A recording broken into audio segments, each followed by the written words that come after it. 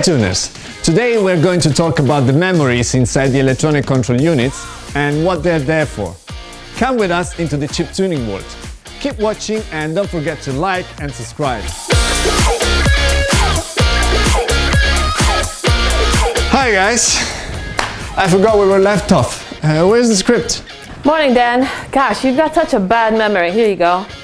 We were going to talk about memories. Okay. We have already explained what's an ECM, how it works and where it could be located. If you haven't seen our last video, check it out. Let's get some details about the chips that we're going to tune. Anybody there? Anybody there? Yes, I'm here. I thought you wouldn't come back. So, what are these chips for? Can I eat them?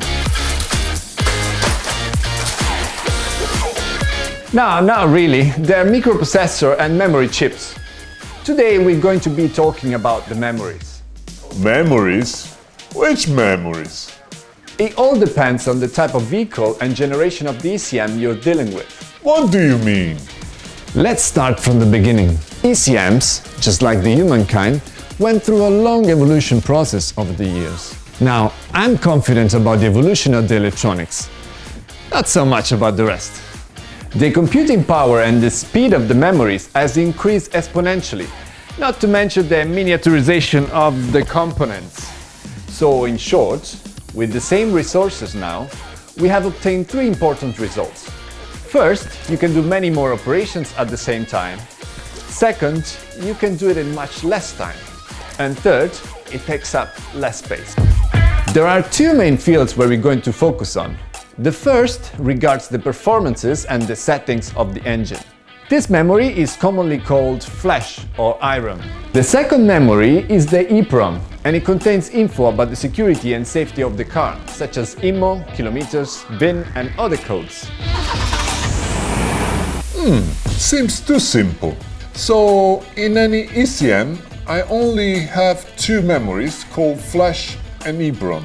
Is that what you said? Yes, but not always on the same chip. So let me explain it. I will make it super easy for you. Case 1, you have only one MCU chip. That includes both flash and EPROM. The full content is stored in this.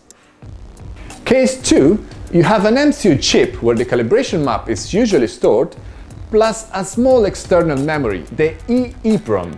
Case 3, you have the calibration map available on the XROM memory. That is an external ROM, and then you also have the EPROM in a smaller external memory, so they are separated from the processor. Too much info, right? They can be split, big, small, short, long, built together, etc. etc. It all depends on the brand and the year of the ECM. You will know what's inside via the ID number on the ECU or ECM label. We could dedicate an entire episode just to talk about ECU label. That would be pretty boring. Let's keep that for now. If you're interested in this topic, let me know in a comment below. So, what's inside? There is a bin file.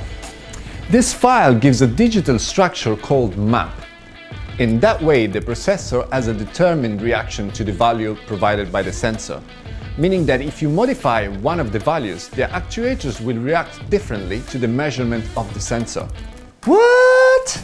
Okay, let me give you an example so you can get it easily.